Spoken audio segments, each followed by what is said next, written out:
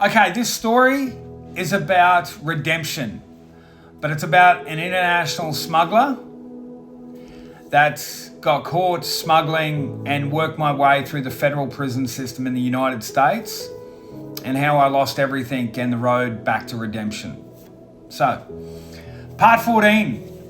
I put a picture up here of a helicopter that was actually caught in the act, caught on surveillance footage. This is not me, but it's very, very close to me. Everything in this picture is identical. What you wouldn't actually see is there'll be a bunch of other cars, possibly 2 to 3 other cars, and they'll be either chase cars or lead cars, a bit of a motorcade, if you will. When those bags come out and go in the back, that goes down the highway. There's normally 1 or 2 cars in front, 1 or 2 cars behind. And if the police try and catch that car, then the other cars that distract them, and so this one can get away. So it's just putting a real spin on it. This actually is so real, and even I think I landed in this spot. I'm pretty sure this is not me, but we did have a black pickup just like that on one of the drops. So getting back, I'm in part 14. So I woke up the next day, pile of money, nothing to do. I'm still bartending, so I will throw in a bartending shot next time. But I only bartended for another week, and basically the owners of the club, which essentially were my new bosses in this, didn't want me working there anymore, as I was too valuable if something happened or if I got sick, that I was more valuable doing this than pulling drinks. So I worked there for another week, but I'll add a photo in the next one. So I woke up the next day, all this money, all this time, what do you do? So I grabbed a stack of 20s because that's how we got paid, and I went down into Vancouver and I just started shopping. I lived right in the city on Pacific Boulevard.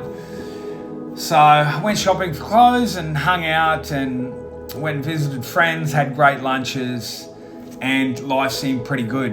Over the next couple of days, we had some meetings because everyone was very amped up that it was working. And I know that my guy that owned the helicopter was involved in the helicopter.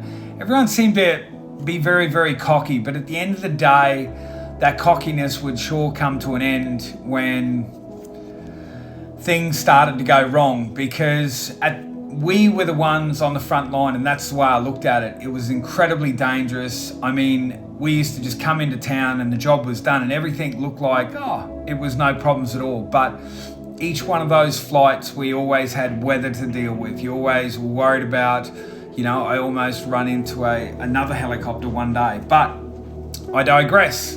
Back to the story. So you do crazy things. You go out for expensive dinners, and I went out with me and my co-pilot and a few friends, and back then $2,500 on dinner was a lot of money, which I still believe it's a lot of money today, and we had a ball. We started flying a lot more, and funny things would happen, and realistic things. One morning there was a big news report that another helicopter had crashed with a bunch of, booger sugar. And it was coming back.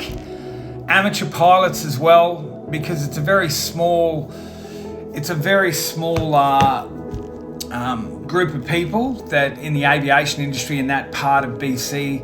So everybody knew that what had actually happened, that they came in for landing, there was water in the fuel, and they basically came in, dropped it on the belly, it exploded, and everybody passed away on board. We actually flew over that spot just to have a look, and all these things made it very, very real that what we were doing was incredibly high risk, high reward, but so dangerous. And to not have any experience flying or with weather conditions, it was looking back, it was crazy. So I believe the next time we dropped, we were going to find a new spot because that one in the quarry wasn't working. So we started going out to the Fraser River. So it's a big river that runs through Vancouver, through the valley, and we'd picked out a couple of spots. And in that morning, I would make a decision on which spots we would go to, and I would text everyone 1, 2, or 3. and they would have the coordinates already set, and then everyone would know where they're going. So I said 1, and I must be said 2 or 3 in the US. So we fired the helicopter up, flew out under the cover of darkness. As we're making our way out to the pickup point, I said to my co-pilot, I looked down on the ground and just said, are they tents there? So if we don't have enough to deal with, I thought I found a spot that I could get in and out of relatively smooth, and that the four-wheel drive could get in and out of. And guess what? There were campers about 300 meters away. So we tried to stay away from the campers. It was so early in the morning, you could actually see the lights coming of the four-wheel drive, which had the cabbage on board. And again, we would just come in low and fast, fly up behind it, identical to this. Only I would halve that distance between the helicopter and the back, so that my co-pilot didn't have as much to throw the bags in. Loading that would only take a maximum of maybe 15 to 30 seconds. And the minute I felt wind not coming through and he was at the front door, I would start pulling up on the collector. He's literally standing on the skids as I would start taking off. I turned into a bit of a gun pilot, if you will, very, very quickly. You had to do that or die. So that's what we did. We started running down to the States.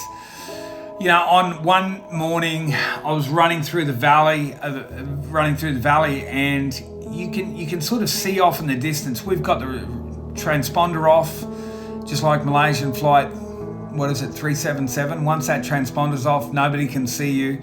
So I'm heading down the right-hand side of this valley that we've just picked, and I could see something coming at us, and they were closing quite fast on the left-hand side, but I couldn't make it out. It was too early in the morning, and before you know it, it was another helicopter coming back the other way with 2 guys.